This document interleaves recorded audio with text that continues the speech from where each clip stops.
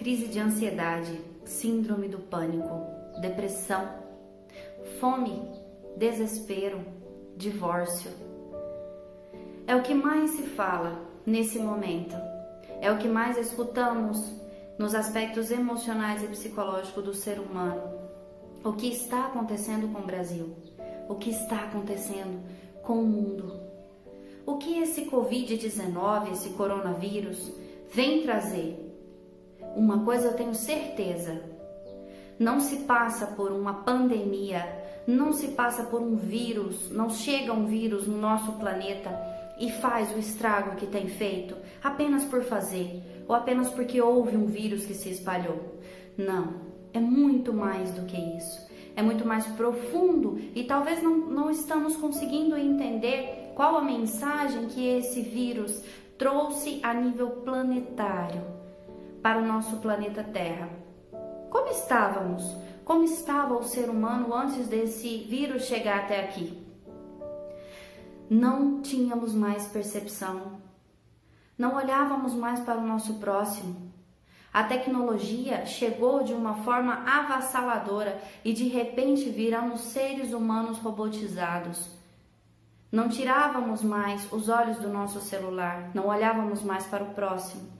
Não olhávamos mais para os nossos filhos, para o nosso cônjuge, para nossos pais. E aí veio essa pandemia que nos prende todos em casa, que nos traz a dificuldade financeira, que nos traz a dificuldade em relacionarmos. Quantos divórcios estão acontecendo? Por quê? Por que tudo isso? Não é o vírus, não é só a pandemia. É porque nós já estávamos adoecidos emocionalmente, nós já estávamos adoecidos psicologicamente, mas não percebíamos, mas não víamos. E de repente isso veio e nós temos a mania de justificar que é por conta da pandemia. A pandemia só veio mostrar, ela só veio jogar para fora, externalizar aquilo que já havia dentro de nós, o nosso egoísmo, a nossa ignorância, a nossa dificuldade em conversar com os nossos filhos, a nossa dificuldade em ouvir aquela pessoa que a gente dorme todos os dias, a nossa dificuldade em olhar para nós. Ela só veio transparecer um pouco mais isso tudo porque de repente fomos obrigados a fazer isso, a olharmos para nós. E olha que tem muitas pessoas que ainda não conseguiram chegar nesse processo, que é o de olhar para si, de se ver, de se perguntar, que ao meu ver é o maior convite, é um convite que esse vírus traz, que é de olharmos para nós, de entendermos o que está acontecendo, como eu me vejo, como está o meu filho, como está o meu esposo, a minha esposa, como estão os meus pais? Como está o meu vizinho? Será que existe alguém precisando de mim? Será que existe alguém passando necessidade que eu possa ajudar? Então sim, esse é o convite. A nível planetário chegou para nós essa conta. E essa conta fomos nós que fizemos. Nós, seres humanos, estou dizendo a humanidade, nós fizemos essa conta e nós vamos ter que pagar. E pagamos com vidas. Pagamos o preço da ignorância, pagamos o preço da cegueira na qual estávamos vivendo e que precisamos despertar imediatamente, porque enquanto não despertarmos, tudo isso não vai passar. Porque existe uma lição a ser aprendida e enquanto ela não for ensinada, ele não vai passar. Portanto, esse é o convite do Covid-19, ao meu ver. Não dava mais para viver como estávamos vivendo. Não dava mais para simplesmente automatizarmos o nosso comportamento, os nossos sentimentos, as nossas ações e reações diante da vida, diante das pessoas, diante dos nossos entes queridos. Não dava mais para procrastinar o nosso autoconhecimento, o nosso autoamor, o despertar de cada ser, despertar para aquilo que há de melhor, despertar para aquilo que é nosso, para o nosso autoconhecimento, para a nossa evolução mental, evolução da qual nós precisamos conseguir olhar para nós, olhar para os nossos defeitos, olhar para aquilo que nós achamos que ainda precisa ser corrigido, trabalhar, cuidar para que não sejamos tão egoístas, a ponto de não ver o nosso próximo passando necessidade. E pode parecer mais uma conversa sobre a questão do Covid-19, mas eu te garanto que não é. Porque o que vem para ser dito nesse momento, por ser psicóloga, nós estamos acompanhando o adoecimento emocional, o adoecimento mental das pessoas. E isso está muito sério. Tem muita gente morrendo, mas tem muita gente morrendo em vida.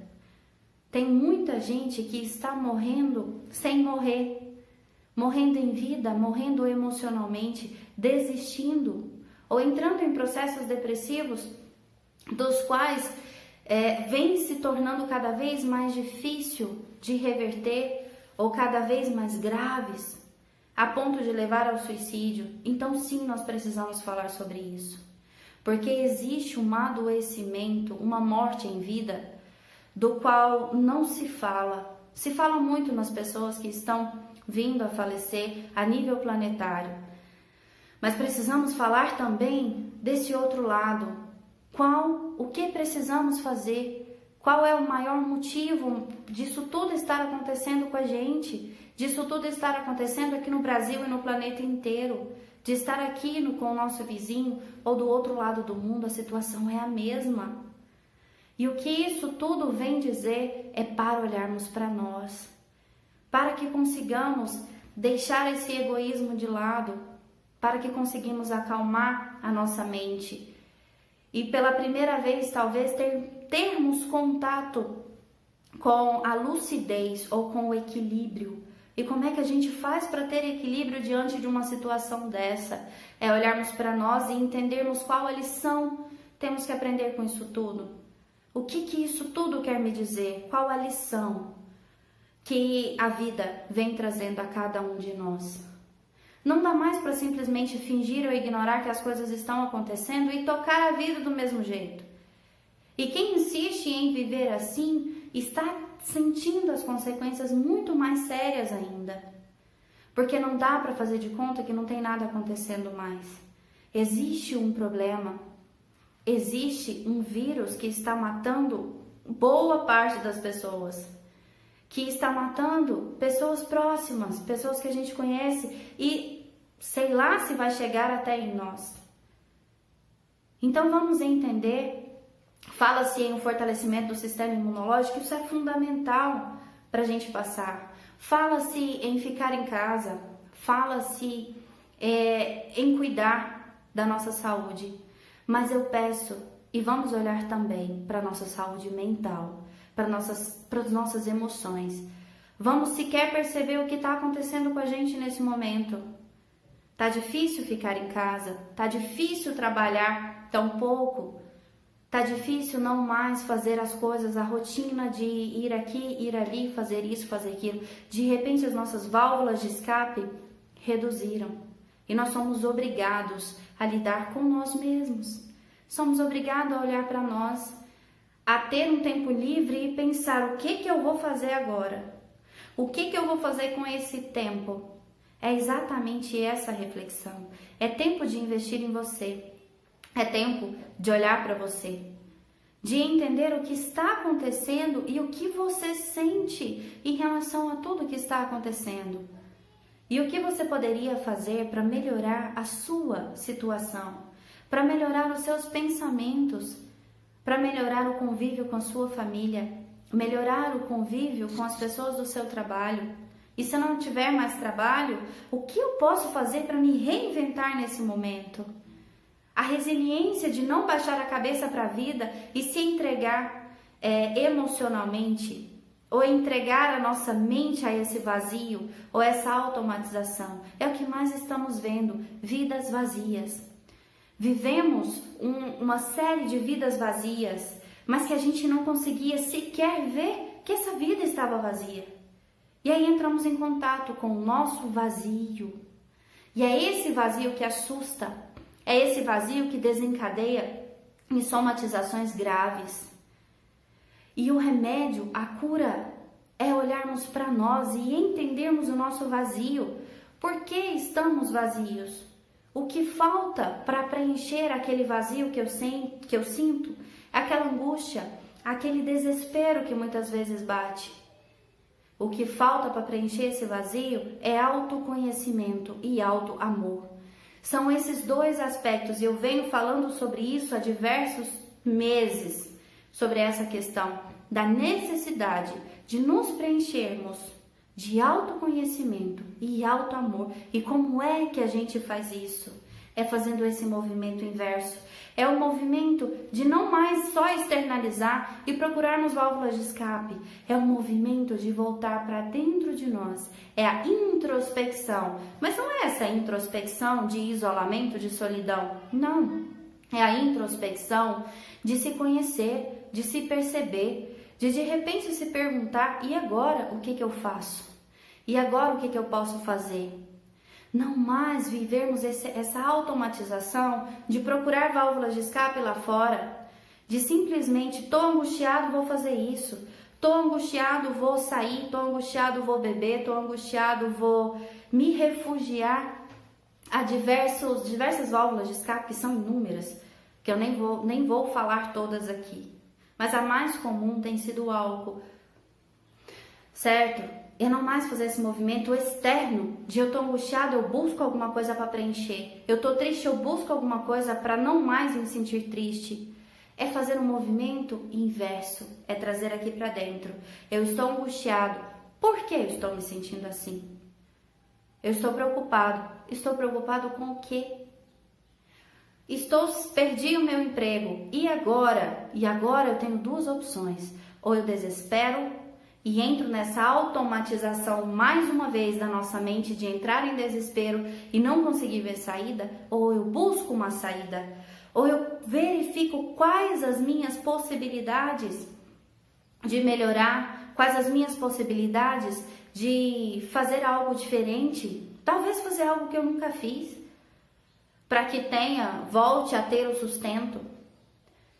É a oportunidade que nós temos de olharmos para nós e preenchermos esse vazio, não mais com válvulas de escape, porque não se preenche, e sim preenchermos de amor próprio, e sim preenchermos de autoconhecimento, para que possamos tentar evoluir diante desse processo de pandemia, diante desse conflito mundial.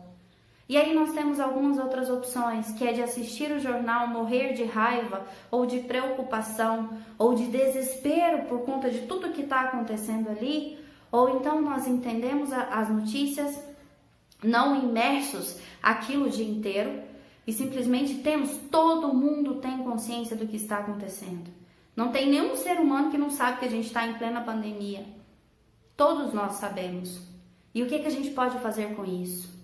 Tomar os devidos cuidados e principalmente entender o que eu posso melhorar em mim, o que eu posso fazer pelo meu próximo, o que eu posso fazer por mim, para me sentir melhor, para preencher esse vazio que está aumentando. Não é que ele está, na verdade, não está aumentando, é que de repente a gente entrou em contato com ele, porque a gente só procurava formas de preencher esse vazio ou de disfarçar esse vazio com diversas outras atitudes, com diversas outras coisas que a gente costuma fazer para não ficar sentindo aquela angústia da vida.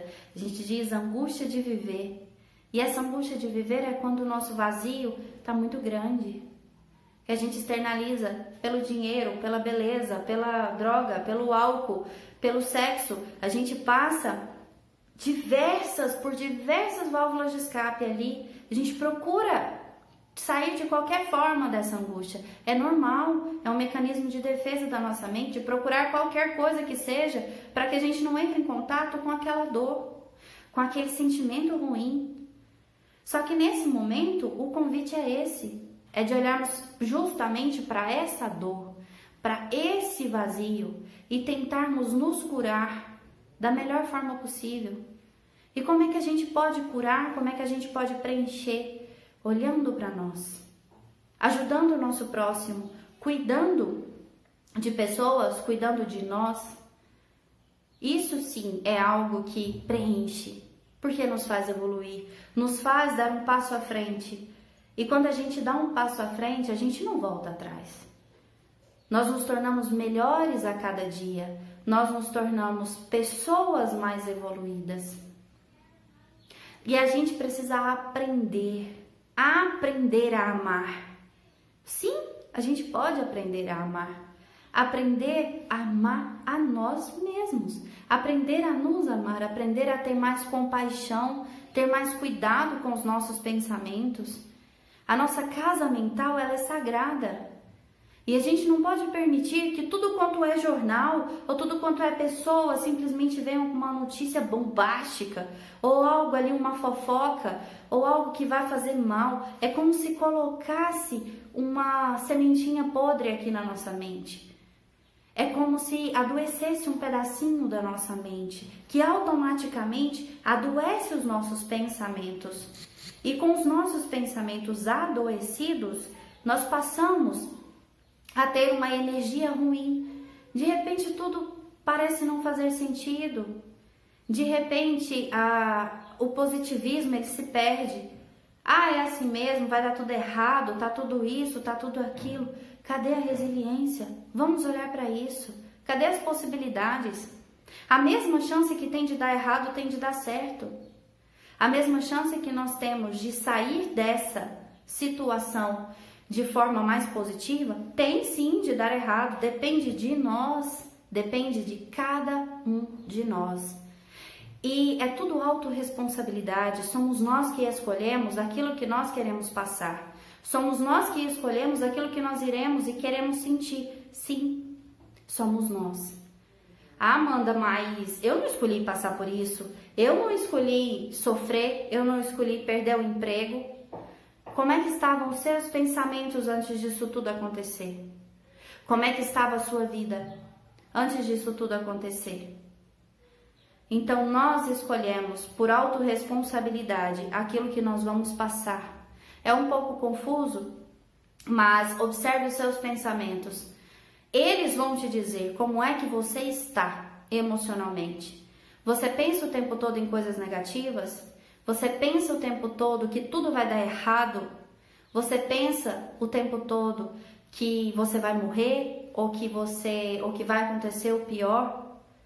Então, como estão os seus pensamentos? Porque eles são responsáveis por o que vai ser daqui adiante na sua vida. Porque eles são responsáveis para te dizer se você vai ter força, coragem, resiliência para ver novas possibilidades de levantar a cabeça e seguir adiante, ou se você vai entregar. Entregar ali, tá tudo errado mesmo, já tá tudo dando errado, já acabou com tudo, vou me entregar. É isso o convite, de olharmos para nós e não entregarmos. É levantarmos a nossa cabeça diante dessa situação toda que está acontecendo e pensarmos o que eu posso fazer por mim.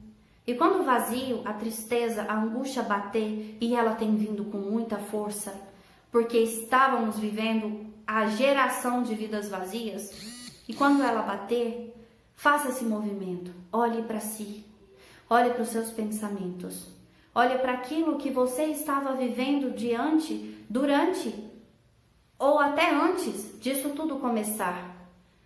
E aí, nós temos uma grande oportunidade, que é o livre-arbítrio, que nos foi dado por lei maior, que nos foi dado essa questão desse livre-arbítrio, também da autorresponsabilidade, que é, nós temos o poder de mudar daqui para frente. Se até aqui você não tinha consciência de nada disso, se você não tinha consciência de que poderia fazer algo diferente, agora você tem.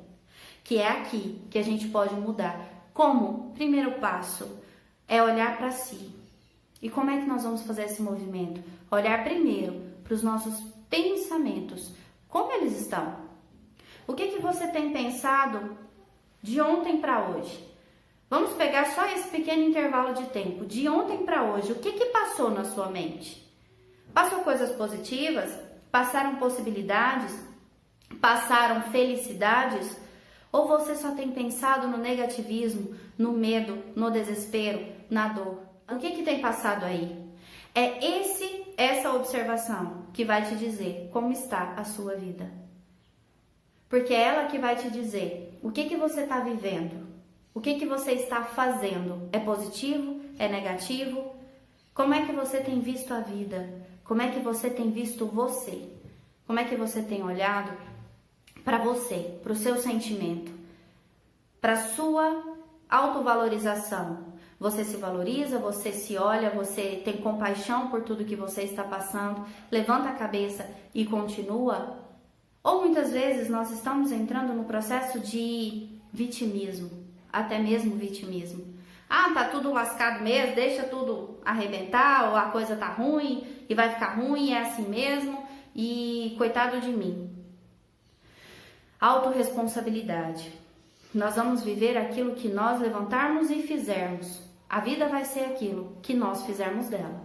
São frases que há muitos anos rodeiam a sociedade, que há muitos anos nós já escutamos, nós já vimos, já ouvimos, mas que muitas vezes a gente não leva em consideração. Mas está lá, nessas pequenas frases que são extremamente sábias, esse convite para que nós possamos olhar para nós, olhar para a nossa realidade, saber o que queremos, saber o que vamos fazer, saber quais as possibilidades que a gente tem daqui para frente e o que esse Covid-19 está querendo dizer. Eu repito, ninguém passa por um processo desse simplesmente porque existe um vírus que está matando pessoas. Vamos entender a lição, vamos entender o que esse vírus está querendo nos dizer, o que essa situação está querendo dizer. Está cheio de vidas vazias e essas vidas vazias vêm se perdendo, o ser humano vem se perdendo na falta de empatia, na falta de compaixão, no egoísmo, no não olhar para ninguém além de si, mas dentro de uma visão egóica, dentro de uma visão em que a gente busca satisfazer somente o nosso ego. O que é essa questão do ego? É a gente querer satisfazer uma necessidade momentânea. Por exemplo, se às vezes a gente está com um pensamento negativo ou está triste, a gente vai usar um mecanismo de satisfação egóica. Eu vou lá fazer uma compra, eu vou comprar alguma coisa que isso passa. Realmente, ele joga ali para trás, satisfaz o nosso ego e passa. Mas passa por quanto tempo? Pouquíssimo. Porque é ego. A gente satisfaz ele e por um instante passa. De repente eu tenho que comprar de novo, porque eu tô triste de novo. E aí entramos no processo de compulsão. Porque nós não olhamos para esse vazio. E se ao invés de nós nos entregarmos a essa compulsão, nós fizermos o seguinte movimento. Por que eu estou triste? O que está acontecendo comigo? O ego vai dizer, vamos comprar alguma coisa que isso passa. Mas aí a gente tem o outro lado, que a gente pode preencher esse vazio e tentar entender o que está acontecendo comigo. Por que eu estou triste? E fazer uma reflexão em cima disso, que às vezes a gente encontra. Ah, eu estou triste porque aconteceu isso e isso comigo. Porque eu ouvi isso e isso do meu chefe, porque eu fiquei chateada, eu fiquei magoada. Porque aquela situação que eu vivi lá quando eu era pequena me deixou uma dor muito grande. E aí a gente começa a preencher esse vazio de autoconhecimento. E um vazio preenchido de autoconhecimento, ele jamais se abre novamente. É como se fosse um potinho e a gente vai preenchendo. Ele nunca vai esvaziar. Quando se traz autoconhecimento, ele nunca esvazia. Ele só vai preenchendo, ele só vai aumentando o quanto de autoconhecimento, de sabedoria a gente coloca ali. E aí vem um grande segredo. Quanto mais a gente preenche esse potinho de autoconhecimento, mais equilíbrio e compaixão nós vamos ter. Porque se eu entendo que eu estou passando por um momento difícil, que eu tenho compaixão por mim, porque é uma situação complicada, sem vitimismo, de simplesmente querer entrar no método egóico de satisfazer aquilo. Eu entendo, quando eu olhar para o meu próximo, que estiver passando por uma situação difícil também, seja o meu esposo, seja o meu filho, seja um parente, eu vou entender. Poxa, essa pessoa deve estar sofrendo, por isso que ela está fazendo isso. Por isso que essa pessoa está passando por esse momento, por isso que essa pessoa não está legal hoje. Então a gente passa a ter compaixão por nós e pelas outras pessoas. E isso nos traz o equilíbrio. Porque de repente eu ia estourar com aquela pessoa, eu ia brigar, ia fazer um escândalo ali, ia acabar com a vida daquela pessoa porque ela fez isso comigo. Mas se a gente entende que aquela pessoa pode estar passando por uma dor, que a gente também passou e tivemos compaixão conosco e temos compaixão com ela, a gente entra no equilíbrio. A gente não faz isso, ó.